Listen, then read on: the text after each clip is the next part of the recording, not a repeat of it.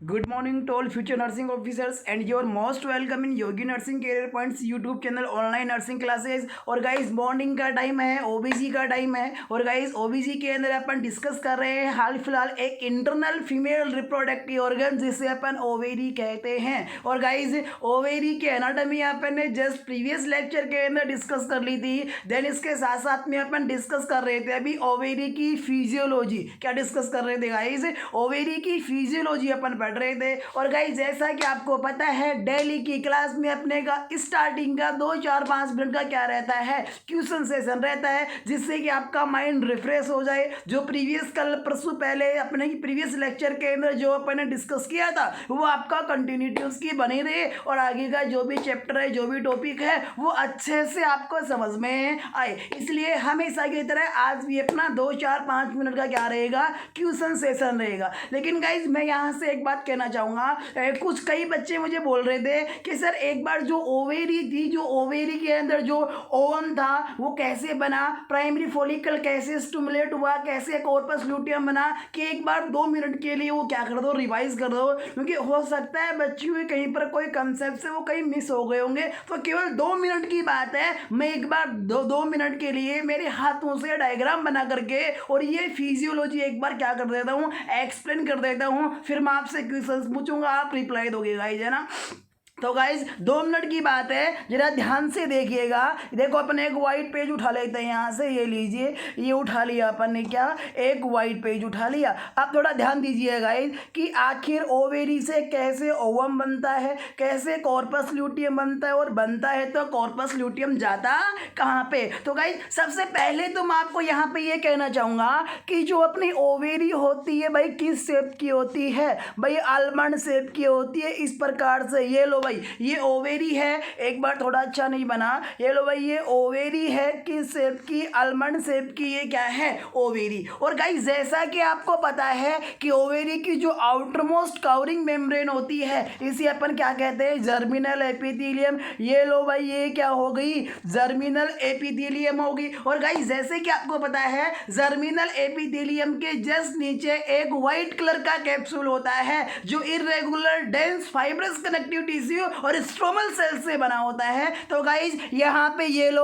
मैंने ड्रा कर दिया आपके लिए जस्ट जर्मिनल एपिथेलियम के नीचे ये व्हाइट कलर का कैप्सूल, मैं यहाँ से ग्रीन लाइन से डिनोट कर रहा हूँ, इसे अपन क्या कहते हैं, ट्यूनिका एल्बुजिनिया। देन इसके बाद में गाइज ओवेरी का कोर्टेक्स पार्ट आता है, ये जो व्हाइट कलर का है ये ओवेरी का कोर्टेक्स पार्ट है। और ये जो है ये ओवेरी का इंदरमोस्ट पार्ट कौन सा है, मेडुला है। तो गाइज अपन ने कहा प्रीवियस क्लास में कि ओवेरी की जो फंक्शनल पार्ट होता है वो फंक्शनल पार्ट कौन सा होता है, ओवेरी का कोर्टेक्स होता है। लेकिन ओवेरी की जो फंक्शनल और स्ट्रक्चरल यूनिट होती है गाइज वो कौन होती है, प्राइमरी फॉलिकल होती है। प्राइमरी oocyte कह सकते हो, प्रीमोडियल फॉलिकल या फिर ओवेरियन फॉलिकल भी आप इसे कह सकते हो। गाइज आप ऑलरेडी जानते हो कि एक 20 वीक की फीमेल फीटस के अंदर दोनों ओवेरीज में इन टोटल प्राइमरी फॉलिकल्स की संख्या होती है 7 मिलियन। और जब ये फीमेल फीटस टर्म पे पहुंच जाती है, जब ये डिलीवर हो जाती है,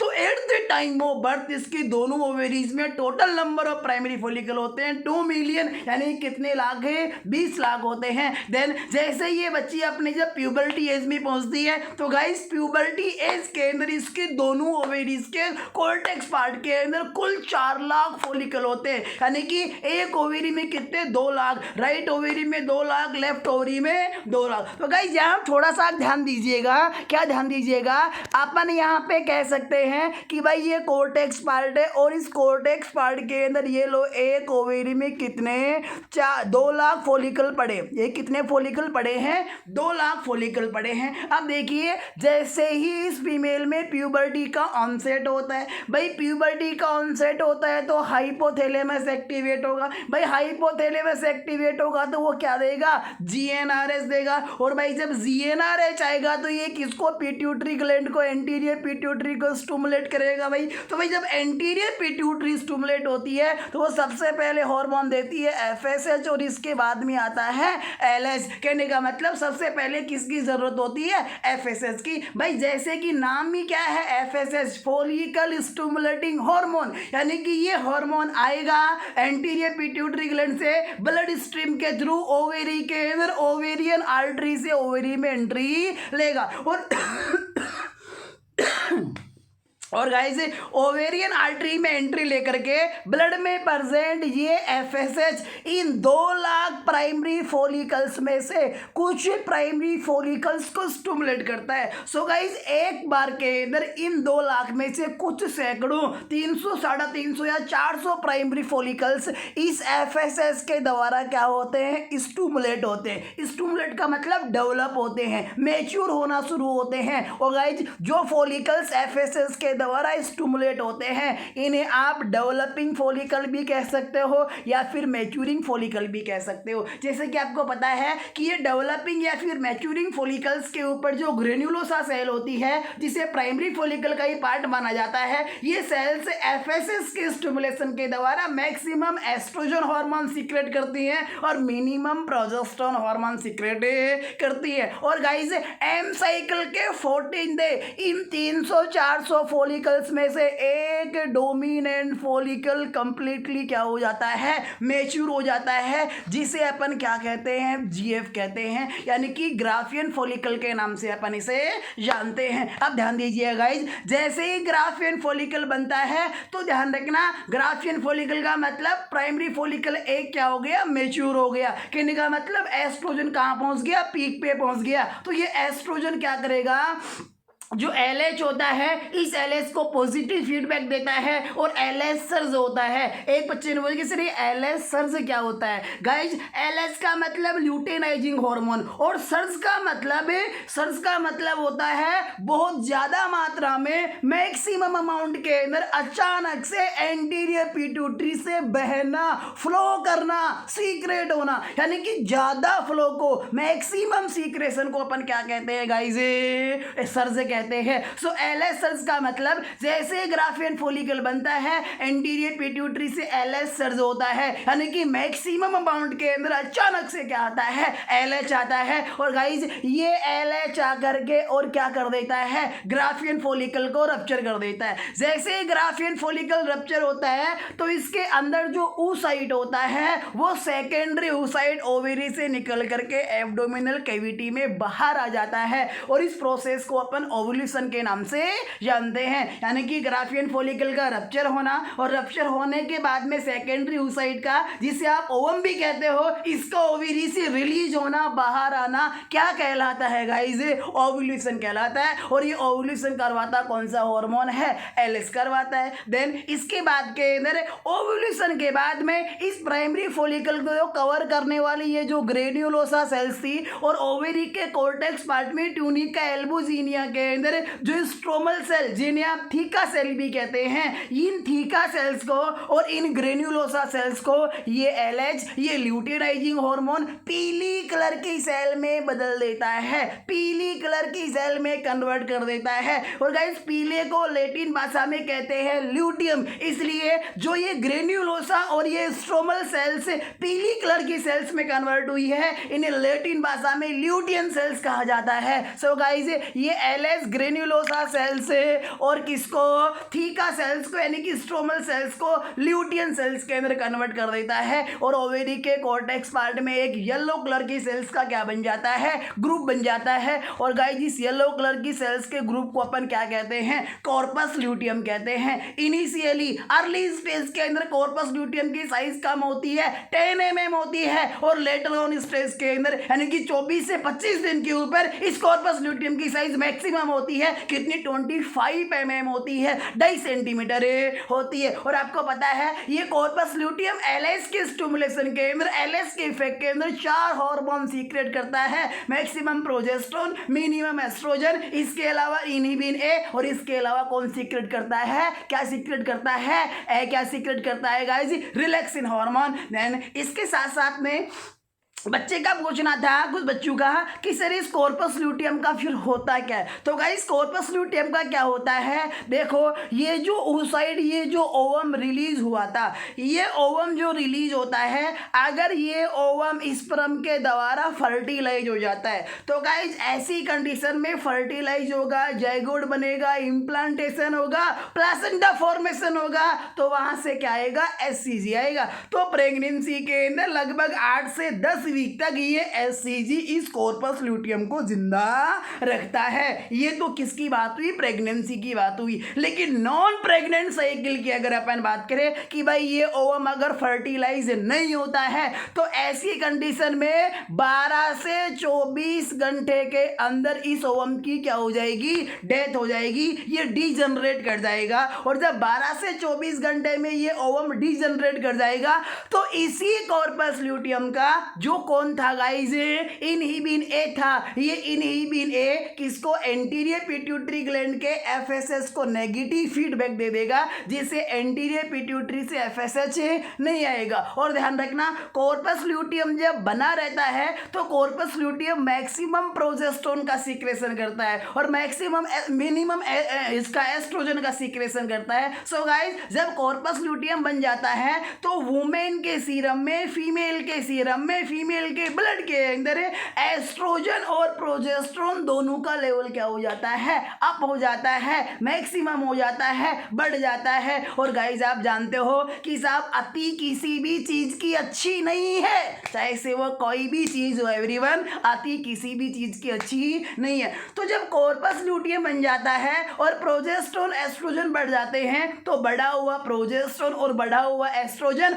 एलएच और जीएनआरएस को नेगेटिव फीडबैक देता है। नेगेटिव फीडबैक का मतलब कह देता है जीएलएस से, कौन है, बढ़ा हुआ प्रोजेस्टेरोन एस्ट्रोजन कि अब तेरी आवश्यकता नहीं है। जीएनआरएस से कह देता है कि अब तेरी आवश्यकता नहीं है, कुछ समय के लिए रुक जा। कहने का मतलब बढ़ा हुआ प्रोजेस्टेरोन और एस्ट्रोजन नेगेटिव फीडबैक देता है किसको, एलएच और जीएनआरएस को, यानी कि इनके सीक्रेशन को बंद कर देता है, जिससे एंटीरियर पिट्यूटरी से एलएच नहीं आएगा और इधर ओवम फर्टिलाइज नहीं हुआ, जाइगोट नहीं बना, इम्प्लांटेशन नहीं हुआ, तो उधर से एससीजी भी नहीं आएगा। अब एलएच भी नहीं है, एससीजी भी नहीं है, अब कॉर्पस ल्यूटियम को मेंटेन कौन करेगा, कोई नहीं करेगा, बिकॉज एलएच तो एंटीरियर पिट्यूटरी से नेगेटिव फीडबैक के द्वारा बंद हो गया, उधर ओवम फर्टिलाइज नहीं हुआ, सो इम्प्लांटेशन नहीं हुआ, सो उधर से एससीजी भी नहीं आया। अब कॉर्पस ल्यूटियम को मेंटेन कौन करेगा, अरे कौन करेगा, है गाइस कम ऑन बताओ कौन करेगा, कोई नहीं करेगा, जिससे इस कॉर्पस ल्यूटियम की जो सेल्स है,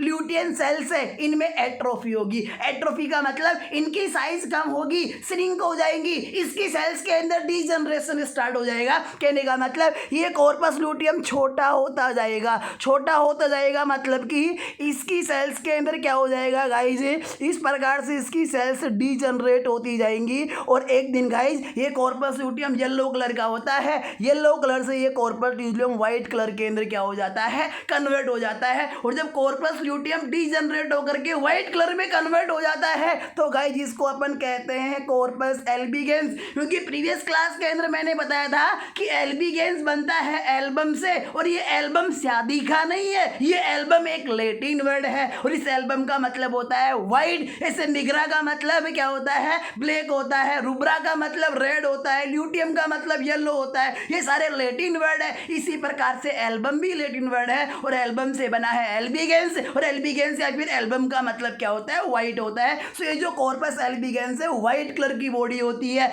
डीजनरेटेड कॉर्पस ल्यूटियम होता है और ये व्हाइट कलर की बॉडी कोई भी हार्मोन नहीं देती है। ये कॉर्पस ल्यूटियम कोई भी हार्मोन सीक्रेट नहीं करता है गाइस, ना एस्ट्रोजन करता है, ना प्रोजेस्टेरोन करता है, ना इनहिबिन करता है, ना ही रिलैक्सिन करता है। और गाइस ध्यान रखना जब ये कॉर्पस एल्बिगेंस बन जाता है, कहने का मतलब जब कॉर्पस ल्यूटियम में डीजनरेशन स्टार्ट हो जाता है तो डीजनरेशन स्टार्ट होने के 2 वीक के अंदर ये कॉर्पस ल्यूटियम डीजनरेट होकर के, रिग्रेट होकर के और इस ओवेरी के कॉर्टेक्स पार्ट में डिसअपीयर हो जाता है। फिर यहाँ से एक बच्चे का क्वेश्चन और था कि सर ओवेरी से जो ओवम रिलीज हो करके, बच्चे का क्वेश्चन क्या था कि सर ओवेरी से जो ओवम रिलीज हो करके फेलोपियन ट्यूब में एंट्री मारता है और अगर वो फर्टिलाइज नहीं होता है तो ऐसी कंडीशन के अंदर ये ओवम फेलोपियन ट्यूब से होता हुआ, यूट्रस से होता हुआ मेंस्ट्रुअल साइकिल के साथ में बाहर निकल जाता है। बिल्कुल ऐसा ही होता है। लेकिन फिर बच्चे का नेक्स्ट क्वेश्चन, तो सर जो कॉर्पस लूटियम होता है वो ओवेरी से बाहर कैसे निकलता है, और अगर नहीं निकलता है तो वो जाता कहां पर है? तो गाइस ध्यान रखना, बिल्कुल बात सही है। जो कॉर्पस लूटियम होता है ओवेरी से बाहर नहीं निकलता है, लेकिन कॉर्पस लूटियम को एलएच नहीं मिलने की वजह से इसकी जो सेल्स होती है उनमें एट्रोफी हो जाती है। एट्रोफी का मतलब सेल्स की साइज बहुत ही कम हो जाती है। ने कहने का मतलब एक प्रकार से डिजनरेट हो जाती है इसकी सेल्स। और जब ये व्हाइट कलर की बॉडी में कन्वर्ट होता है एल्बिगेंस में, तो इसकी साइज जहां पर 10 mm 25 mm हुआ करती थी, 1 mm से भी कम इसकी साइज हो जाती है। और एक दिन यानी कि डीजनरेशन 24 से 25वें दिन कॉर्पस ल्यूटियम में डीजनरेशन शुरू होता है, और डीजनरेशन शुरू होने के 2 वीक के अंदर ये कॉर्पस ल्यूटियम साइज में इतना छोटा हो जाता है, इतना छोटा हो जाता है कि पता ही नहीं लगता ओवेरी के कॉर्टेक्स पार्ट में ये कहाँ गायब हो गया, डिसअपीयर हो जाता है ओवेरी के कॉर्टेक्स पार्ट के अंदर। तो गाइज ये था आपके कॉर्पस ल्यूटियम का आंसर कि साहब कॉर्पस ल्यूटियम कहाँ पे जाता है और कैसे कॉर्पस ल्यूटियम काम करता है। बाकी ये कैसे काम करता है डिस्क्रिप्टिव के अंदर मैं अभी आपको पढ़ाने वाला हूँ। हे गाइज ध्यान दीजिएगा,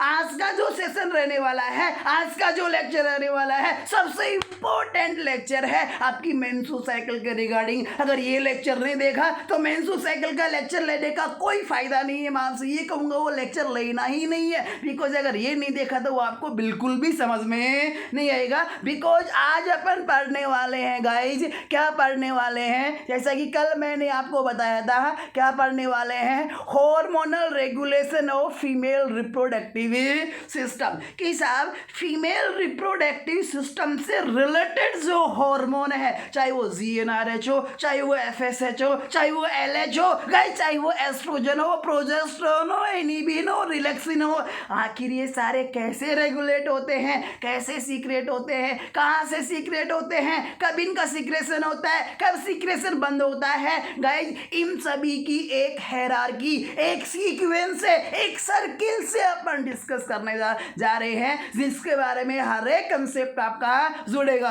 और गाइस ये सारे कंसेप्ट हेल्प करेंगे आपकी मेंस्ट्रुअल साइकिल की फेजेस को, मेंस्ट्रुअल साइकिल की एब्नॉर्मलिटीज को समझने के अंदर। तो हे गाइस मैं आपसे कहूंगा फिर से, अगर लेक्चर देख ही रहे हो तो पूरा लेक्चर देखना, अदरवाइज देखना ही मत, क्योंकि फिर इससे कोई फायदा नहीं होने वाले हैं। आपके जो कंसेप्ट हैं वो कंसेप्ट नहीं बनने वाले हैं। पता नहीं गाइस क्या है, आज लाइट भी नहीं आ रही है, स्वीटिंग बड़ी खतरनाक हो रही है, लेकिन मैं आपको लेक्चर दूंगा, मैं आपकी स्टडी की कंटिन्यूटी को ब्रेक डाउन नहीं होने दूंगा।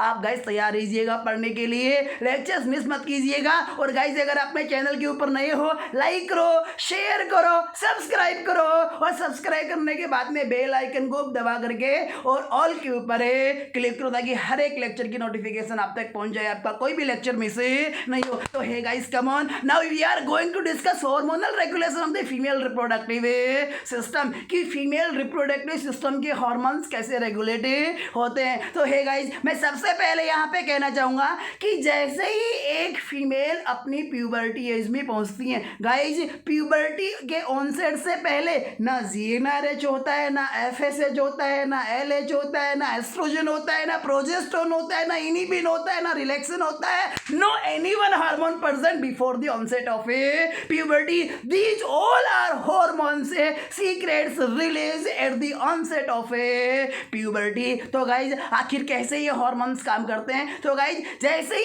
एक फीमेल अपनी प्यूबर्टी एज में पहुंचती है, यानी कि at the onset of a puberty, जैसे ही प्यूबर्टी का ऑनसेट होता है तो हाइपोथैलेमस एक्टिवेट होता है प्यूबर्टी के ऑनसेट पर। और गाइज आपको पता है ये हाइपोथैलेमस कौन सा हार्मोन रिलीज करता है? तो गाइज कौन सा हार्मोन रिलीज करता है? GnRH hormone. कौन सा रिलीज करता है? GnRH, gonadotropic releasing hormone. Hey guys come on, कौन सा hormone? Gonadotropic releasing hormone release secrets from the hypothalamus hypothalamus. और है गाइस, ये जो गोनेडोट्रोफिक रिलीजिंग हार्मोन है, ये जो GnRH है, ये स्टिमुलेट करता है किसको? एंटीरियर पिट्यूटरी ग्लैंड को। किसको स्टिमुलेट करता है? एंटीरियर पिट्यूटरी ग्लैंड को। तो गाइज इसके रिजल्ट में अपनी ये जो एंटीरियर पिट्यूटरी ग्लैंड है, ये दो हार्मोन देती है, एक FSH और एक LH। गाइज यहाँ से एक नया और एक बहुत ही अच्छा कंसेप्ट बनने वाला है, ध्यान रखना। क्योंकि देखो, अगर मैं आपको सारी चीज़ें अगर एक जगह पर अगर मैं स्टेप्स फॉलो नहीं करूँगा, कंटिन्यूटी फॉलो नहीं करूँगा, और सारी चीज़ों की अगर एक जगह मैं खिचड़ी बना दूंगा, तो एक प्रकार से वो खिचड़ी बन जाएगी, आपको समझ में कुछ भी नहीं आएगा। इसलिए अपन स्टेप बाय स्टेप बात करेंगे। समय जिस टॉपिक की, जिस चीज़ की बात जहाँ पे होनी चाहिए वहीं पर अपन उसकी बातें करेंगे। अभी देखिए, जब अपन estrogen, progesterone, HPO, hypothalamo pituitary ovarian axis के हार्मोन्स पढ़ रहे थे 5, उनके अंदर अपन ने कहा था कि साहब LH का सर्ज होता है एस्ट्रोजन के द्वारा, यानी कि LH मैक्सिमम अमाउंट में एंटीरियर पिट्यूटरी ग्लैंड से तब आता है जब एस्ट्रोजन उसे पॉजिटिव फीडबैक देता है। लेकिन हे गाइस ध्यान रखना, एक तो सर्ज है, सर्ज का मतलब बहुत ज़्यादा मात्रा के अंदर LH का सीक्रेशन होना एंटीरियर पिट्यूटरी ग्लैंड से, ताकि ओव्यूलेशन हो सके। क्या हो सके गाइस?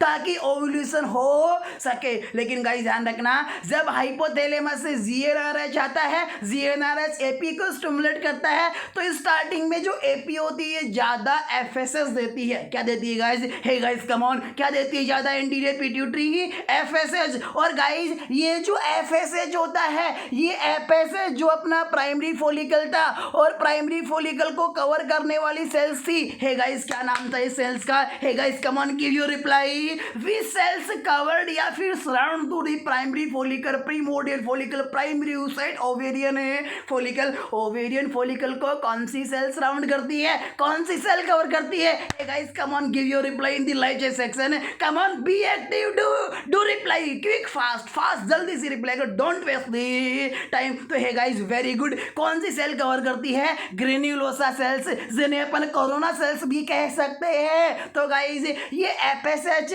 स्टिमुलेट करता है प्राइमरी फॉलिकल की ग्रेन्युलोसा सेल्स को स्टिमुलेट करता है। तो हे गाइस, जिसके रिजल्ट में आपको पता है प्राइमरी फॉलिकल मैक्सिमम क्या देता है? एस्ट्रोजन। तो अपन और मिनिमम क्या देता है? प्रोजेस्टेरोन। तो गाइस हम अपन यहाँ पे बात करने वाले हैं मैक्सिमम हार्मोन जो प्राइमरी फॉलिकल की ग्रेन्युलोसा सेल्स देती है, जिसे अपन क्या कहते हैं? एस्ट्रोजन। तो गाइज जब FSH ने ग्रेन्युलोसा सेल्स को स्टिमुलेट किया, तो ग्रेन्युलोसा सेल्स ने क्या सीक्रेट किया?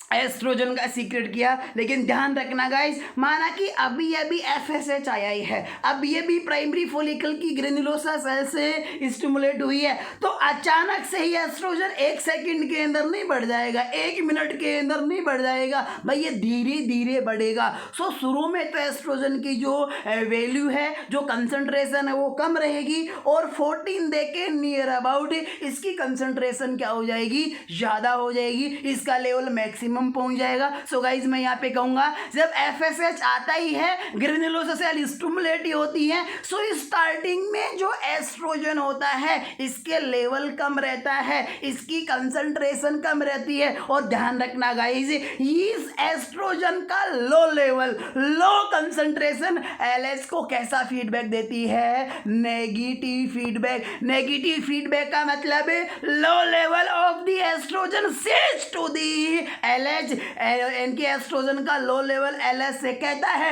कि रे भैया अभी तेरा काम है नहीं है, क्योंकि तेरा काम तो है ग्राफियन फॉलिकल को रप्चर करना, और वो तो 14 दिन पे बनेगा एम साइकिल के, तो तू अभी आकर के क्या करेगा? तेरी आवश्यकता नहीं है, तो अभी वहीं पे रहे जहां तेरे को रहना चाहिए। So guys low concentration of estrogen gives negative feedback. क्या लिख दिया? लो concentration of oestrogen sorry guys, ये पता नहीं क्या हुआ कि ये बनाता हूँ ना उस टाइम पे जब मैं सेट करता हूँ ये तो कुछ वर्ड्स ऊपर नीचे हो जाते हैं। आई डोंट नो नहीं कैसे हो रहे हैं, लेकिन जो मैं आपको बता रहा हूँ ना लिखने में कुछ यहाँ पे लिखा मैंने सीधा, पता नहीं कैसे ऊपर नीचे हो जाता है ना। तो मेरी मेरी बात पे ध्यान रखना, मैं जो बोल रहा हूँ उस पर फोकस करना।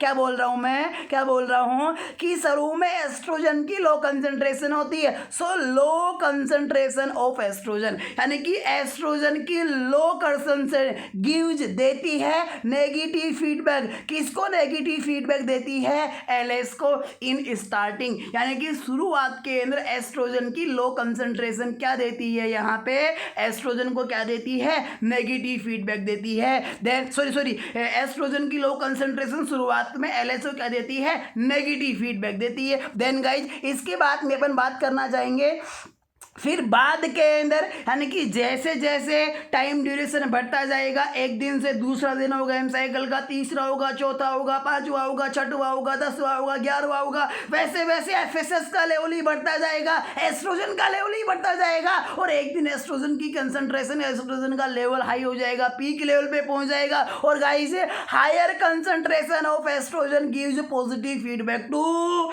एलएच। जो एस्ट्रोजन की हायर कंसंट्रेशन होती है गाइस, ये एलएस को कौन सा फीडबैक देती है? पॉजिटिव फीडबैक देती है। और आपको पता है कि जो एस्ट्रोजन होता है, ये एस्ट्रोजन अपने पीक लेवल पे कब पहुंचता है? अपने मैक्सिमम लेवल पे कब पहुंचता है? तो गाइस कल के लेक्चर के अंदर मैंने बताया था कि ओव्यूलेशन के एक दिन पहले, 12 से 24 घंटे पहले estrogen reaches on its peak level, maximum level. इसका मतलब ओव्यूलेशन के एक दिन पहले, यानी कि अब ओव्यूलेशन होने ही वाला है, 14वें दिन ग्राफियन फॉलिकल बन जाता है। तो अब एस्ट्रोजन देखता है, एस्ट्रोजन का लेवल हाई हो गया, तो एस्ट्रोजन देखता है कि भाई कल ग्राफियन फॉलिकल बन जाएगा। और जब कल ग्राफियन फॉलिकल बन जाएगा तो इस ग्राफियन फॉलिकल को रप्चर करने के लिए, यानी कि ओव्यूलेशन करवाने के लिए अपने को क्या चाहिए होगा? एलएच चाहिए होगा। तो गाइस इस एस्ट्रोजन की हायर कंसंट्रेशन एलएच को कैसा फीडबैक देती है? पॉजिटिव फीडबैक देती है। पॉजिटिव, देखो बुक्स की बात नहीं करेंगे, बुक्स में जो भी लिखा हो अपने को रटना नहीं, अपने को समझना है। यहाँ पॉजिटिव फीडबैक का मतलब आप ये समझो कि एस्ट्रोजन की हायर कंसंट्रेशन एलएस को पॉजिटिव फीडबैक देती है, यानी कि एलएस से कहती है कि भैया आजा, क्या ओ आजा, अब तो आजा। क्यों क्यों कहती है हायर कंसंट्रेशन? क्योंकि भाई ग्राफियन फॉलिकल बन जाएगा 14वें दिन, और ये एस्ट्रोजन 13वें दिन अपने पीक लेवल पे होता है, सो हायर कंसंट्रेशन पे होता है। So higher concentration of the estrogen gives positive feedback to LH from anterior pituitary gland. So guys anterior pituitary gland से किसका सर्ज होता है? एलएच का सर्ज होता है। तो गाइस ये तो अपनी बात थी किसके रिगार्डिंग?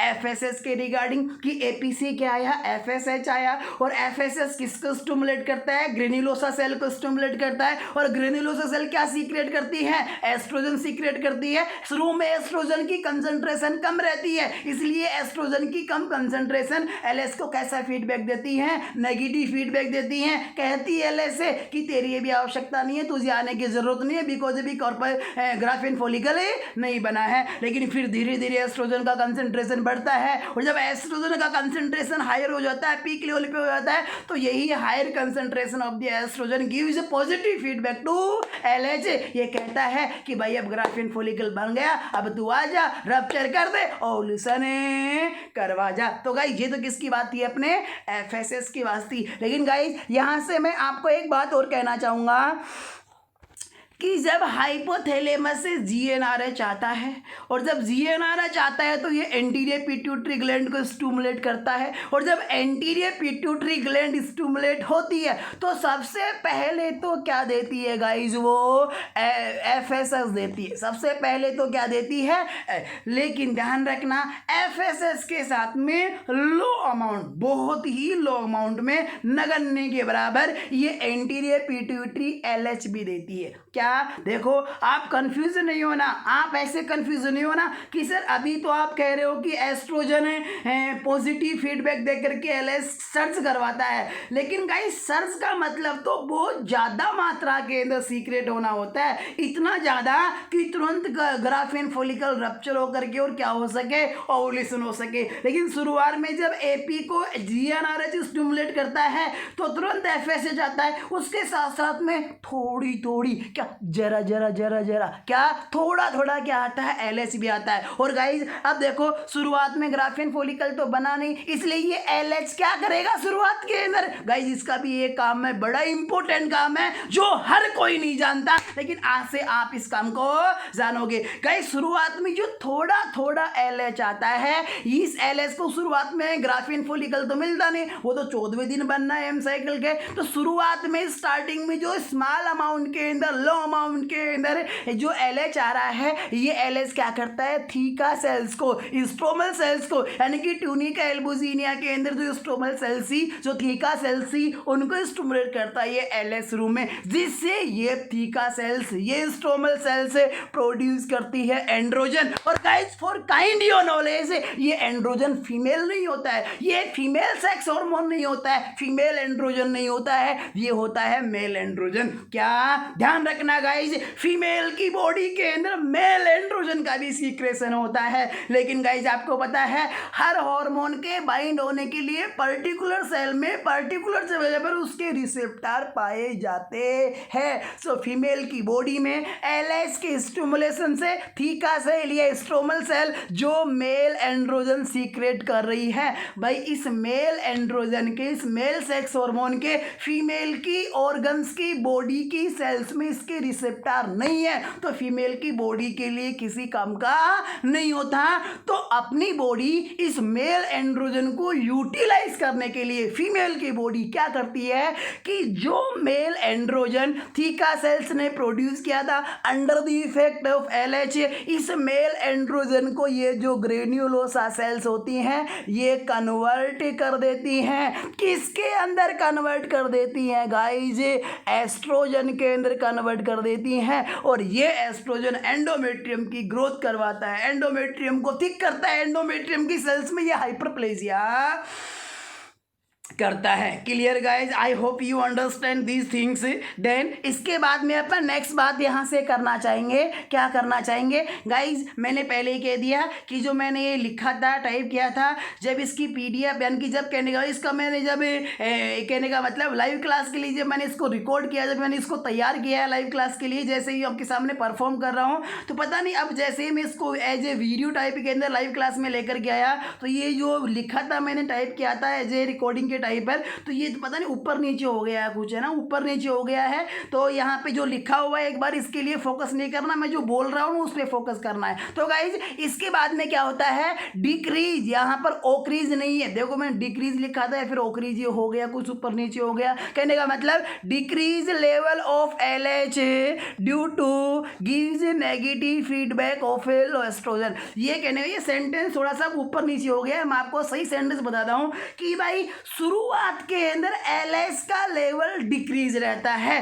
क्यों डिक्रीज रहता है, क्योंकि जो लो एस्ट्रोजन कंसंट्रेशन होती है वो एलएच को नेगेटिव फीडबैक देती है। Hey guys come on, are you understand क्या कह रहा हूं मैं, कि शुरुआत में एलएच की कंसंट्रेशन लो रहती है। क्यों लो रहती है, क्योंकि शुरुआत में एलएच को नेगेटिव फीडबैक मिलता है, किससे मिलता है, low concentration of the estrogen. Then इसके बाद में जैसे जैसे समय बढ़ता जाएगा, क्या जैसे जैसे समय बढ़ता जाएगा इसके बाद में वैसे वैसे एस्ट्रोजन का लेवल बढ़ता जाएगा, एस्ट्रोजन की कंसंट्रेशन हाई हो जाएगी, तो अब एस्ट्रोजन पॉजिटिव फीडबैक देगा किसको, एलएच को। सो गाइज जब एलएच को पॉजिटिव फीडबैक मिलेगा तो एलएच की लेवल क्या होगा, इंक्रीज होगा। तो यहाँ पे देखो increase level of increase LH level, क्यों, due to positive feedback of higher concentration, कि साहब फिर इसके बाद में कुछ समय के बाद में LH का लेवल इंक्रीज होता है, LH की कंसंट्रेशन बढ़ती है। क्यों बढ़ती है? क्योंकि फिर LH को पॉजिटिव फीडबैक मिलता है, किससे? हायर कंसंट्रेशन ऑफ एस्ट्रोजन से। और गाइज जब LH का लेवल बढ़ता है, LH की कंसंट्रेशन बढ़ती है, तो आपको पता है, ये पहले ही पढ़ चुके हो कि LH की टारगेट सेल क्या होती है, किसे टारगेट करता है LH? तो guys LH targets to GF। GF का मतलब क्या है यहाँ? Graafian follicle. Hey guys come on, I am saying that GF means Graafian follicle, यानी कि LH targets to Graafian follicle. LH Graafian follicle को टारगेट करेगा। और गाइस ग्राफियन फॉलिकल को टारगेट करके LH करता क्या है? गाइस ग्राफियन फॉलिकल को टारगेट करके LH इस ग्राफियन फॉलिकल को रप्चर कर देता है, GF रप्चर्ड। यानी कि जब LH ग्राफियन फॉलिकल को टारगेट करता है तो ग्राफियन फॉलिकल करता है टिक। क्या कर देता है? टिक। टिक का मतलब है ग्राफियन फॉलिकल रप्चर हो जाता है। अब कई बच्चों के माइंड में, किसी ने ऐसा क्वेश्चन किया तो नहीं और करते भी नहीं, लेकिन उनके माइंड में ये क्वेश्चन घूमता रहता है, घूमता रहता है, घूमता रहता है। क्या घूमता रहता है कि सर क्या LH के पास में कोई हथौड़ा होता है या फिर कोई तलवार होती है या AK-47 होती है कि LH इसे ग्राफियन फॉलिकल पे चला देता है और ग्राफियन फॉलिकल रप्चर हो जाता है? तो नहीं, ना कोई बंदूक होती है, ना कोई तलवार होती है, ना कोई हथौड़ा होता है, कुछ नहीं होता। तो कैसे ग्राफियन फॉलिकल को LH रप्चर करता है? तो सुनिए जरा ध्यान से। तो गाइज जैसे ही LH की कंसंट्रेशन बढ़ती है तो LH काम करता है ग्राफियन फॉलिकल की जो वाल होती है उसके ऊपर। और गाइज जैसे जैसे ग्राफियन फॉलिकल पे LH अटैक करता है वैसे वैसे ग्राफियन फॉलिकल की वाल थीन पतली, यानी कि पतली होती जाती है, पतली होती जाती है, पतली होती जाती है, पतली होती जाती है। और एक दिन 14वें दिन इतनी पतली हो जाती है कि ग्राफियन फॉलिकल फट जाता है, रप्चर हो जाता है। और जैसे ही रप्चर होता है इसके अंदर का सेकेंडरी oocyte ओवम, यानी कि ओवम निकल करके ओवेरी से बाहर आ जाता है और ओवुलेशन हो जाता है। सो कहने का मतलब जैसे ही GF रप्चर होती है तो क्या होता है? ओवुलेशन होता है। और इस ओवुलेशन के जरिए में सेकेंडरी oocyte यानी कि ओवम क्या हो जाता है? ओवेरी से रिलीज हो जाता है, ओवेरी से बाहर निकल करके एब्डोमिनल कैविटी में आ जाता है, जहां से ओवेरियन ऑस्टियम से ओवेरियन फिम्ब्रिया के थ्रू फैलोपियन ट्यूब में एंट्री ले लेता है।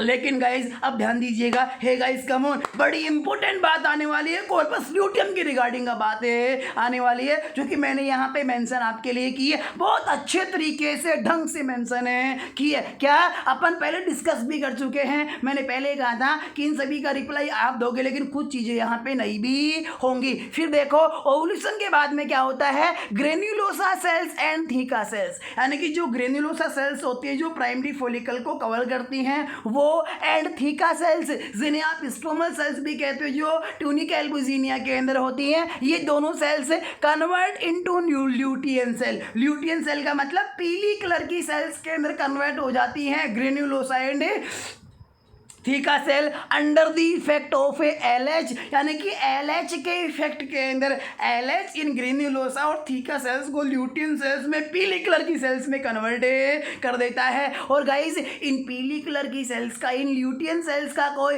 इस ल्यूटियन सेल्स का ओवेरी के कॉर्टेक्स पार्ट के अंदर एक ग्रुप बन जाता है, गुच्छा बन जाता है, और इस गुच्छे को अपन क्या कहते हैं? Corpus luteum. कहने का मतलब फॉर्मेशन ऑफ कॉर्पस ल्यूटियम, कि साहब कॉर्पस ल्यूटियम का फॉर्मेशन होता है। और गाइस ये corpus luteum comes into functional form, ये फंक्शनल फॉर्म में भी आता है, इसका फॉर्मेशन भी होता है कौन से हार्मोन के इफेक्ट में? Hey guys come on, hey guys come on, hey guys come on, under the which hormone the corpus luteum forms and comes into action form है। तो guys under the which hormone? LH hormone. कौन से hormone के effect में? LH hormone के effect में। Then guys इसके बाद में क्या कहेंगे कि जो कॉर्पस ल्यूटियम होता है इसको बनाता भी है और इसको मेंटेन भी करता है। कौन मेंटेन करता है? LH मेंटेन करता है और बनाता भी LH है कॉर्पस ल्यूटियम को स्ट्रोमल सेल और ग्रेन्युलोसा सेल के द्वारा। देन इसके बाद में क्या किया कि कॉर्पस ल्यूटियम को मेंटेन भी LH ही करता है, इससे काम भी LH करवाता है। और गाइस कॉर्पस ल्यूटियम का काम क्या है? हार्मोन प्रोड्यूस करना। Hey guys come on, hey guys come on, what are the function of corpus luteum guys, corpus luteum का फंक्शन होता है हार्मोन सीक्रेट करना। तो गाइस यहाँ पे मेंशन किया गया है corpus luteum produce for hormone. Guys अब तक बच्चे जानते थे कि केवल 2 हार्मोन कॉर्पस ल्यूटियम प्रोड्यूस करता है, प्रोजेस्टेरोन, एस्ट्रोजन, लेकिन आप जानोगे हे गाइस, क्या जानोगे कि कॉर्पस ल्यूटियम 1 नहीं 2 नहीं 3 नहीं पूरे 4 हार्मोन प्रोड्यूस करता है। और गाइस ये 4 हार्मोन कौन कौन से हैं? सबसे पहले मैं यहाँ बात करना चाहूँगा, मैक्सिमम ज़्यादा अमाउंट में देता है प्रोजेस्टेरोन, कौन? Corpus luteum. कम देता है एस्ट्रोजन, इसके अलावा इनहिबिन देता है, इसके अलावा रिलैक्सिन देता है। तो गाइस यहाँ पे हर हार्मोन का काम भी आप जान लेना। प्रोजेस्टेरोन का काम जानते हो भाई, एंडोमेट्रियम की सेटिंग को प्रिवेंट करता है, और एंडोमेट्रियम में जो मुकेश का सीक्रेशन करने वाले ट्यूबुलर ग्लैंड्स होती हैं, और जो फेलोपियन ट्यूब की जो पेसल्स होती है, इनकी सीक्रेशनल एक्टिविटी को कंट्रोल करता है। साथ साथ में ध्यान रखना गाइस, ये आपको पता है कि प्रेगनेंसी में वेस्कुलरिटी बढ़ जाती है, तो ये प्रोजेस्टेरोन है, ये वेस्कुलरिटी को बढ़ाने का काम भी करता है। देन इसके साथ साथ में एस्ट्रोजन का काम आप जानते हो भाई, एस्ट्रोजन के पास में तो एक ही टेंडर होता है हाइपरप्लेजिया का, ये जहां भी जाता है वहां पर उस ऑर्गन की, वहां की सेल्स की संख्या को, साइज को बढ़ा देता है। लेकिन इंपॉर्टेंट काम inhibin A guys, inhibin A का काम होता है, इनहिबिन ए जो होता है ये एंटीरियर पिट्यूटरी से सीक्रेट होने वाले एफएसएच को इनहिबिट कर देता है। यानी कि जैसे कॉर्पस ल्यूटियम बनता है तो कॉर्पस ल्यूटियम बनते ही क्या देगा? इनहिबिन देगा। और कॉर्पस ल्यूटियम बनना कब शुरू हो जाता है? ओव्यूलेशन होने के बाद में 14वें दिन 15वें दिन कॉर्पस ल्यूटियम बनना शुरू हो जाता है। तो वहाँ से क्या आने लग जाएगा? इनहिबिन आने लग जाएगा। तो ये इनहिबिन तुरंत एंटीरियर पिट्यूटरी से एफएसएच को क्या कर देता है? इनहिबिट कर देता है, रोक देता है। क्यों रोक देता है? ताकि एक एम साइकिल में 2 ओव्यूलेशन नहीं होते।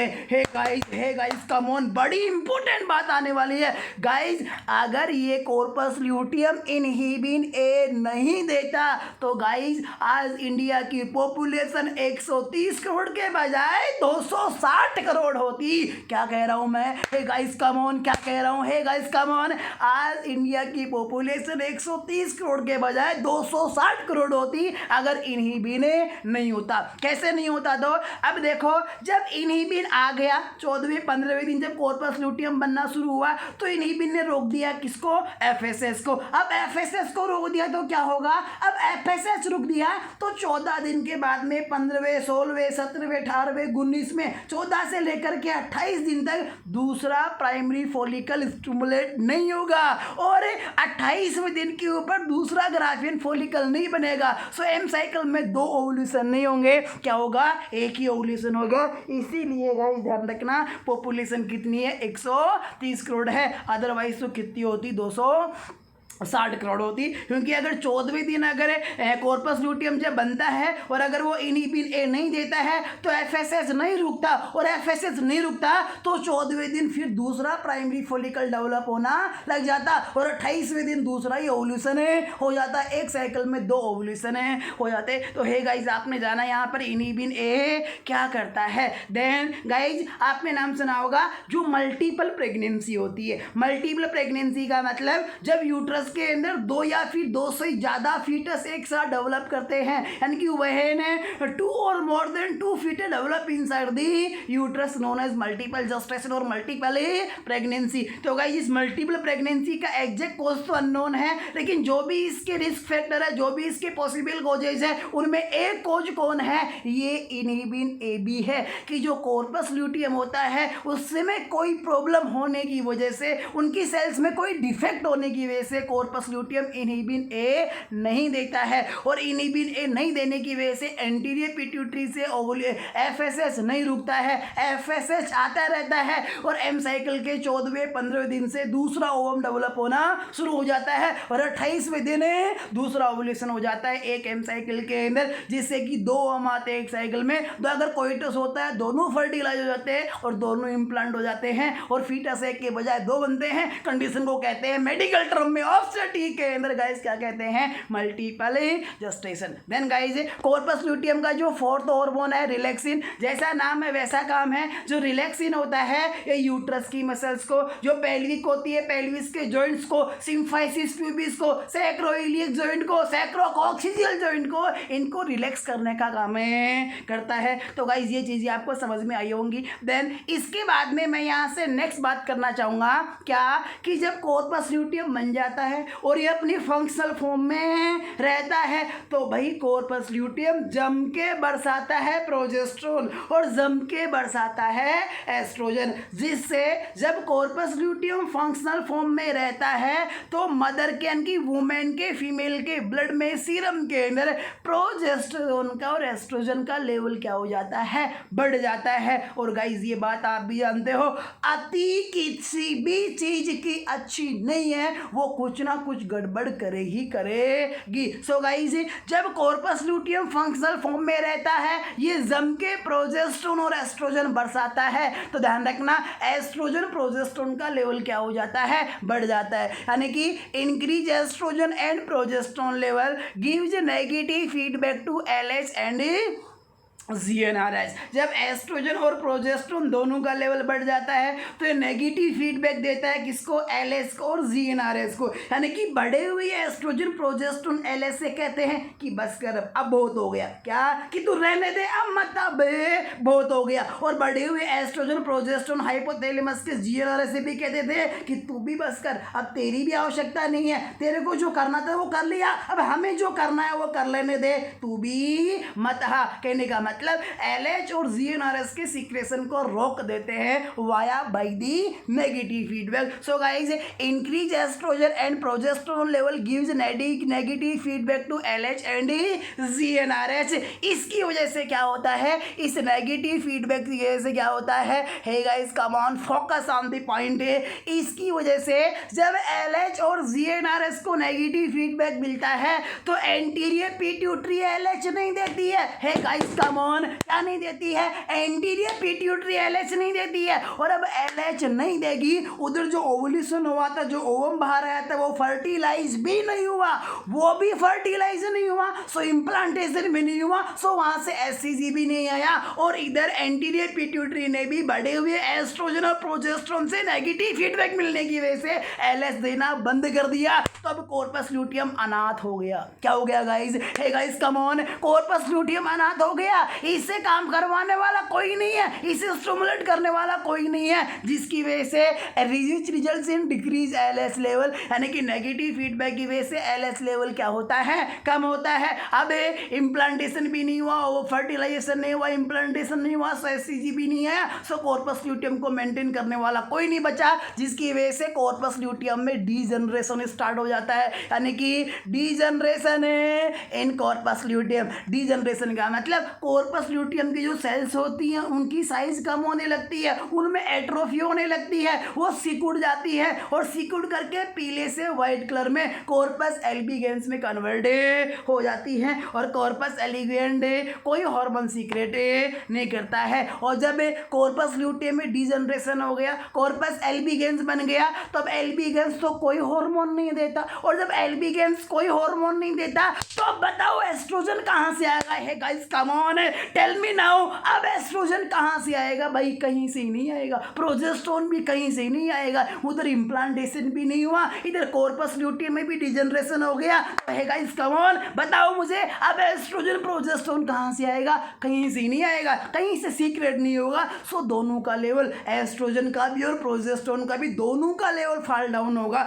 दोनों की कंसंट्रेशन क्या होगी, कम होगी। So due to degeneration in the corpus luteum decrease level of estrogen and progesterone, corpus luteum में डिजनरेशन की वजह से एस्ट्रोजन और प्रोजेस्टेरोन का लेवल क्या हो जाता है गाइज, डिक्रीज हो जाता है। और गाइस जब ध्यान रखना, अब जब एस्ट्रोजन और प्रोजेस्टेरोन का लेवल डिक्रीज हो गया तो अब LH और GnRH को नेगेटिव फीडबैक नहीं लगेगा, क्योंकि LH और GnRH को नेगेटिव फीडबैक तो कौन देता है, increase estrogen and increase progesterone. लेकिन अब कॉर्पस ल्यूटियम डिजनरेट हो गया, जिससे एस्ट्रोजन और प्रोजेस्टेरोन कम हो गए। अब कम हो गए तो LH और GnRH से नेगेटिव फीडबैक हट जाएगा, और जब इनसे नेगेटिव फीडबैक हट जाएगा तो आगे फिर से एक बार हाइपोथैलेमस से क्या आएगा, जीएनआरएस, वो फिर से एपी को स्टिमुलेट करेगा, वहां से फिर से एफएसएच आएगा, फिर से वो ग्रेन्युलोसा सेल को स्टिमुलेट करेगा, फिर से वो एस्ट्रोजन सीक्रेट करेंगी, फिर से शुरू में एस्ट्रोजन की लो कंसेंट्रेशन रहेगी, ये फिर से एलएस को नेगेटिव फीडबैक देंगी, फिर एस्ट्रोजन की कंसेंट्रेशन बढ़ेगी जो पॉजिटिव फीडबैक देगी एलएस को, और फिर से वही साइकिल स्टार्ट हो जाएगी। कहने का मतलब new menstrual cycle will be start. है गाइस कम ऑन, है गाइस कम ऑन, है गाइस, क्या हो जाएगी, new menstrual cycle will be start. तो गाइस इस प्रकार से फीमेल के रिप्रोडक्टिव सिस्टम के हार्मोन्स का क्या होता है गाइस, रेगुलेशन होता है। आई होप ये रेगुलेशन आपको समझ में आया होगा, और अगर इस रेगुलेशन से संबंधित कोई भी आपके माइंड में अगर डाउट आता है तो गाइस या तो यहाँ पर लाइव चैट सेक्शन के अंदर आप राइट डाउन कर दीजिए, और इससे भी अच्छा आप मुझे व्हाट्सअप कर दीजिए, ताकि मैं आपके डाउट्स के लिए एक स्पेशल डाउट सेशन लेके आऊँगा, जिसकी टाइम और डेट मैं क्या कर दूंगा, आपको अनाउंस कर दूंगा। और मेरे पास 5-7 डाउट्स आए भी हैं, लेकिन मैं देख रहा हूँ 5-7 डाउट्स और आ जाए, इससे कि 15-20 डाउट हो जाए, तो अपने आधा घंटे की पौन घंटे की एक अच्छी डाउट सेशन की क्लास भी कंडक्ट हो जाए, जिससे जो भी जितनी भी डाउट्स है सारे डाउट्स क्लियर हो जाएंगे। और हे गाइस आप डाउट्स की क्लास मिस मत करना, क्योंकि डाउट्स वो होते हैं जो आपको कंफ्यूज करते हैं, और हो सकता है इस जब ये डाउट्स का सॉल्यूशन आपको मिलेगा तो आपके माइंड में कुछ नए कंसेप्ट और बनेंगे, कुछ नया और सीखने को मिलेगा, और जो कंफ्यूजन वाले कंसेप्ट से वो क्या हो जाएंगे, दूर हो जाएंगे। तो well guys, then guys hormonal regulation के बाद में मैं यहाँ पे एक छोटी सी बात करना चाहूँगा, जो कि आप वैसे जानते हो, लेकिन बता देता हूँ मैं आपको क्या, कि जो ओवम होता है या फिर जो सेकेंडरी oocyte होता है, जो ओवेरी से रिलीज होता है गाइज, इसका लाइफ स्पान होता है 12 से 24 आवर। गाइज कम ऑन, क्या life span of the ovum या फिर secondary oocyte is 20 to 24 hours. और गाइज ध्यान रखना diameter of the ovum, ovum का जो डायमीटर होता है, जो सरकमफेरेंस होता है, वो होता है 130 माइक्रोमीटर, 130 माइक्रोमीटर। और है गाइज ओवम को जो फर्टिलाइज करने वाली जो गैमेट है, जो सेल, उसे कहते हैं अपन क्या, स्पर्म। इस स्पर्म का लाइफ स्पान होता है 48 से 72 आवर्स। कहने का मतलब 2 से 3 दिन। 3 दिन के बाद में ये ओवम, ये स्पर्म क्या हो जाता है, डिजनरेट हो जाता है, इसकी डेथ हो जाती है। देन जो स्पर्म होता है, इसका डायमीटर होता है 50 माइक्रोमीटर। क्या होता है स्पर्म का डायमीटर, 50 माइक्रोमीटर। सो गाइस ये 4 बातें भी आपको ध्यान में रखनी है कि ओम का life span, hey guys come on, life span of the ovum, जीवन काल कितना होता है ओम का, रिलीज होने के बाद में ओम कितने समय तक जिंदा रह सकता है, तो 12 से 24 घंटे। ओम की साइज क्या होती है, डायमीटर क्या होता है, 130 माइक्रोमीटर।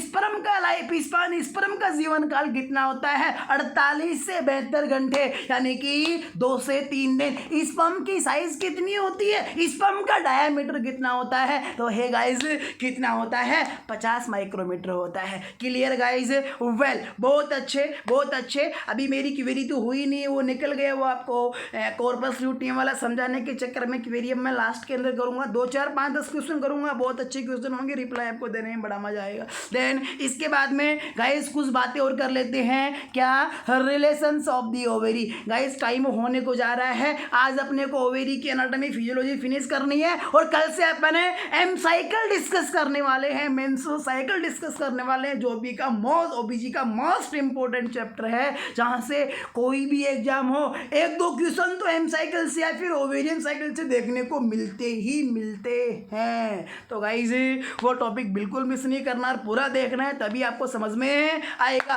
वेल बहुत अच्छे, बहुत अच्छे। तो गाइस अभी अपन बात करना चाहेंगे रिलेशंस ऑफ ओवेरी। ओवेरी के ऊपर कौन है, दाएं कौन है, बाएं कौन है, आगे कौन है, पीछे कौन है, सारी चीजें ध्यान रखना। तो गाइस वैसे इतना टू मच इंपॉर्टेंट नहीं है, लेकिन फिर भी आपको एक बेसिक्स के लिए ध्यान रखना है कि जो ओवेरी होती है, कहने का मतलब जैसे ये क्या है, ओवेरी है, इस ओवेरी के एंटीरियर में, एंटीरियर का मतलब इस ओवेरी के सामने, तो गाइस ओवेरी सॉरी एंटीरियर का मतलब ओवेरी के सामने, तो ओवेरी के गाइस सामने कौन होता है, ब्रॉड लिगामेंट। कौन होता है ओवेरी के सामने, ब्रॉड लिगामेंट होता है, जो क्या ओके। और ओवेरी के पोस्टीरियर यानी कि ओवेरी के पीछे की तरफ कौन होती है गाइज, तो गाइज इस ओवेरी के पीछे की तरफ कौन होती है, पीछे की तरफ होती है इंटेस्टाइन, मेनली लार्ज इंटेस्टाइन होती है। और गाइज अगर ओवेरी के अपन लेटरल की बात करें इस साइड में और इस साइड में, तो गाइज ओवेरी के लेटरल में होती है इनफंडिबुलोपेल्विक लिगामेंट जो कि ओवेरी को फिक्स रखता है। अगर आप ओवेरी के सुपीरियर की बात करते हैं तो गाइज आपको पता है, क्या पता है कि ओवेरी के सुपीरियर के अंदर यानी कि ओवेरी के ऊपर ट्यूब लाइक स्ट्रक्चर होती है जिसे आप क्या कहते हो, फेलोपियन ट्यूब। सो ओवेरी के सुपीरियर में क्या होगी, फेलोपियन ट्यूब। अगर ओवेरी के मीडियल बात करते हो यानी कि अगर आप ओवेरी के बीच की अगर बात करते हो, मीडियल की अगर बात करते हो, तो गाइज ओवेरी के बीच में होता है, मीडियन में होता है, कौन होता है, ओवेरियन लिगामेंट होता है। तो गाइज रिलेशंस की ध्यान रखना। इसके साथ साथ में blood supply of the ovary, ये सिंपल बात आप पहले से जानते भी हो कि ओवेरी की ब्लड सप्लाई, ओवेरी को कौन सी आर्टरी ऑक्सीजनेटेड ब्लड सप्लाई करती है, तो आपको पता है कि भाई ओवेरियन आर्टरी। अगर फीमेल होती है तो ओवेरी होता है, तो ओवेरी को ओवेरियन आर्टरी ब्लड सप्लाई करती है। मेल होती है तो ओवेरी में टेस्टिस होता है, ओवेरी की जगह, ओवेरी की जगह क्या होता है, मेल में टेस्टिस होता है। तो टेस्टिस को कौन सी आर्टरी ब्लड सप्लाई करती है, टेस्टिकुलर आर्टरी।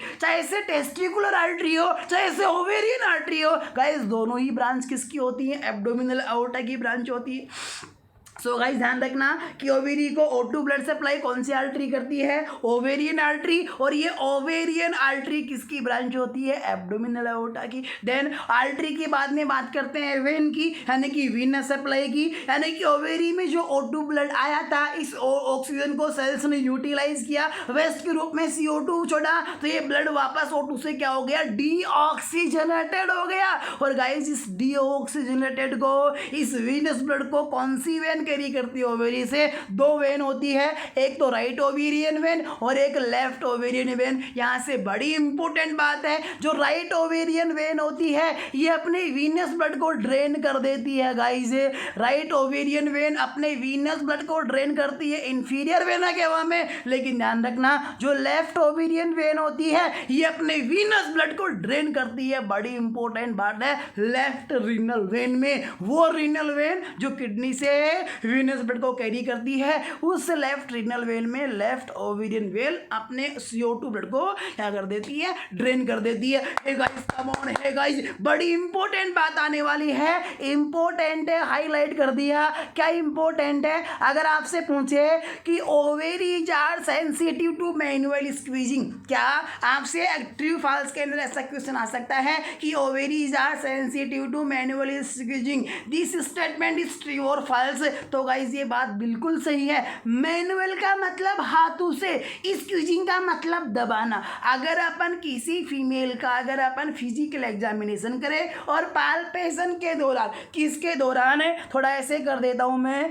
किसी फीमेल का फिजिकल एग्जामिनेशन करें और गाइज फिजिकल एग्जामिनेशन में पाल्पेशन के दौरान अगर इस फीमेल की ओवेरीज को अपन अगर यू स्क्वीज करें तो इस फीमेल को, इस वुमेन को पता लग जाता है कि ये एग्जामिनर मेरी ओवेरीज को स्क्वीज कर रहा है, दबा रहा है। कहने का मतलब मैनुअल स्क्वीजिंग के प्रति ओवेरीज क्या होती है, सेंसिटिव होती है। Clear guys. लेकिन अगर यही इसी सेंसिटिविटी की मैं बात करूं यहाँ पे यूट्रस की, तो गाइज ध्यान रखना uterus is non sensitive to touch और होल्ड। अगर यूट्रस को आप टच करो, किसी इंस्ट्रूमेंट से ग्राफ्स करो, पकड़ो, तो पता नहीं लगता फीमेल को, बिकॉज यूट्रस नॉन सेंसिटिव होता है टच करने के भी और यूट्रस को होल्ड करने। अगर पकड़े तो भी नहीं पता लगेगा, टच करेंगे तो भी फीमेल को नहीं पता लगेगा, बिकॉज यूट्रस टच और होल्ड के प्रति क्या होता है गाइस, नॉन सेंसिटिव होता है, बल्कि ओवेरीज क्या होती है, सेंसिटिव होती हैं। Clear guys.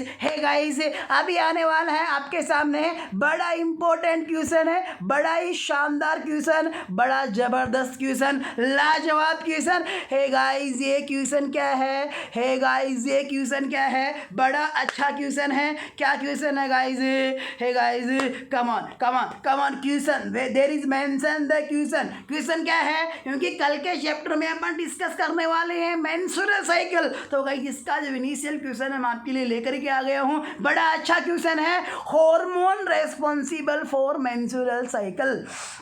क्या गाइज कि मेंस्ट्रुअल साइकिल के लिए कौन सा हार्मोन रेस्पॉन्सिबल है, कौन सा हार्मोन कम हो, कौन सा हार्मोन ज़्यादा हो, या फिर कहने का मतलब किस प्रकार के हार्मोन रेस्पॉन्सिबल होती है मेंस्ट्रुअल साइकिल के लिए, ब्लीडिंग फेज के लिए, मेंस्ट्रुअल साइकिल के इनिशिएशन के लिए। तो गाइज यहाँ पे hormone responsible for menstrual cycle option A में दिया गया है। क्या जब एस्ट्रोजन इंक्रीज हो और प्रोजेस्टेरोन डिक्रीज हो तब मेंस्ट्रुअल साइकिल स्टार्ट होती है। ऑप्शन बी, क्या डिक्रीज एस्ट्रोजन और डिक्रीज क्या दोनों एस्ट्रोजन प्रोजेस्टेरोन दोनों डिक्रीज हो तब मेंस्ट्रुअल साइकिल स्टार्ट होती है। Option C, increase progesterone increase estrogen, यानी कि प्रोजेस्टेरोन एस्ट्रोजन जब दोनों बढ़ जाते हैं तब मेंस्ट्रुअल साइकिल स्टार्ट होती है। और ऑप्शन डी, इंक्रीज प्रोजेस्टेरोन और डिक्रीज एस्ट्रोजन, यानी कि जब प्रोजेस्टेरोन तो बढ़ जाए और एस्ट्रोजन कम हो जाए तब मेंस्ट्रुअल साइकिल स्टार्ट होती है। Hey guys, I am waiting your reply, I am waiting your reply. Quick fast do fast reply your answer in live chat section immediate. Well बहुत अच्छे क्विक। सभी बच्चे रिप्लाई करेंगे, सभी रिप्लाई करेंगे, जो देख रहे हैं पढ़ रहे हैं सभी को रिप्लाई करना है। बता दिया मैंने रिप्लाई का क्या फ़ायदा होता है, क्या सबसे बड़ा बेनिफिट होता है प्रीवियस क्लास के अंदर। सो रिप्लाई को पास नहीं रखना है, पुट करना है लाइव चेक सेक्शन में। बहुत अच्छे वेल बहुत अच्छा। तो guys I am announcing the correct answer of this question है hormone responsible for menstrual cycle. Guys menstrual cycle शुरू होती है, ब्लीडिंग शुरू होती है, कब शुरू होती है? जब एस्ट्रोजन और प्रोजेस्टेरोन दोनों का लेवल कम हो जाए, एस्ट्रोजन भी डिक्रीज हो जाए, प्रोजेस्टेरोन भी डिक्रीज हो जाए, तब क्या होती है गाइज? मेंस्ट्रुअल साइकिल बिगिन होती है, स्टार्ट होती है। सो यहाँ पे दोनों डिक्रीज कौन से ऑप्शन में है? Option B, decrease estrogen and decrease progesterone both decrease level hormone responsible for beginning of the menstrual cycle. आप ध्यान रखना, कई जगह आपने पढ़ा होगा, कई कोचिंगों में पढ़ा होगा, कॉलेज में पढ़ा होगा, किसी बुक में पढ़ा होगा, क्या ये सुनते हुए ये पढ़ा होगा कि भाई एम साइकिल में केवल एस्ट्रोजन की ही भूमिका होती है, प्रोजेस्टेरोन की भूमिका तो प्रेगनेंसी में होती है, ये तो प्रेगनेंसी मेंटेनिंग हार्मोन होता है। लेकिन ध्यान रखना गाइज, अभी मैंने मेंस्ट्रुअल साइकिल शुरू भी नहीं की है, ध्यान रखना, कल शुरू करेंगे, कल बताऊंगा मैं आपको। आज का सेशन बहुत बड़ा हो जाएगा, वरना ध्यान रखना एम साइकिल के लिए जितना जरूरी एस्ट्रोजन है उतना ही जरूरी प्रोजेस्टेरोन भी है, क्योंकि आप जानते हो एस्ट्रोजन का काम होता है एंडोमेट्रियम को थिक करना, इम्प्लांटेशन के लिए प्रिपेयर करना, और प्रोजेस्टेरोन का काम होता है इस एंडोमेट्रियम की शेडिंग को रोकना, इसको टूटने नहीं देना। सो गाइस, एम साइकिल के शुरू होने का मतलब है यानी कि एंडोमेट्रियम टूटने लग जाती है और टूटने की वजह से परवेजाइनल ब्लीडिंग देखने को मिलती है। गाइस, अगर अकेला एस्ट्रोजन कम हो जाएगा और प्रोजेस्टेरोन बढ़ा हुआ रहेगा या फिर नॉर्मल रहेगा तो ऐसी कंडीशन में यहाँ पे एंडोमेट्रियम की शेडिंग नहीं होगी, अगर होती भी है तो प्रॉपर शेडिंग नहीं होगी। सो इसे नॉर्मल एम साइकिल अपन नहीं कहेंगे। जब एस्ट्रोजन कम होगा, यानी कि एस्ट्रोजन कम हो गया तो एंडोमेट्रियम अब फर्दर ग्रोथ नहीं होगी, अब प्रोजेस्टेरोन भी क्या हो गया? कम हो गया, तो एंडोमेट्रियम की शेडिंग भी होगी, यानी कि जिस टाइम पर शेडिंग हो रही होती है उस टाइम पर एस्ट्रोजन कम हो गया तो उस टाइम पर दोबारा एंडोमेट्रियम नहीं बन रही होती है। सो जितनी एंडोमेट्रियम बनती है, रीजनरेट होती है, उतनी एंडोमेट्रियम 1 से 5 दिन तक ब्लीडिंग फेज में, मेंस्ट्रुअल फेज के अंदर टूट करके शट डाउन होकर के वेजाइनल ब्लड फ्लो के थ्रू बाहर आ जाती है। तो hey guys, option B is correct answer of this question.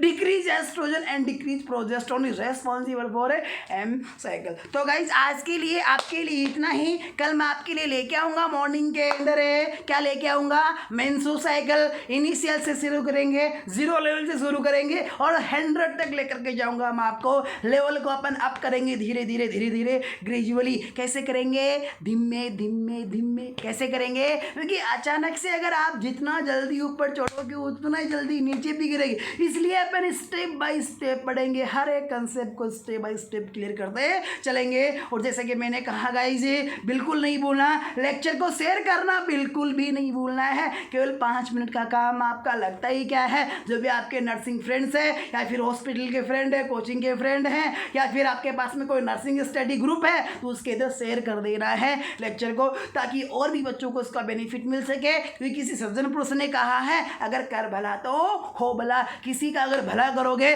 तो एब्सोल्युटली गाइज आपका भी क्या होना है, भला होना है। So thank you guys, thanks a lot. मिलते हैं नाइट में 8:30 PM फंडामेंटल के साथ में। आज के लिए आपके लिए इस लेक्चर को अपन यहीं पे समाप्त करते हैं। Again thanks a lot to everyone.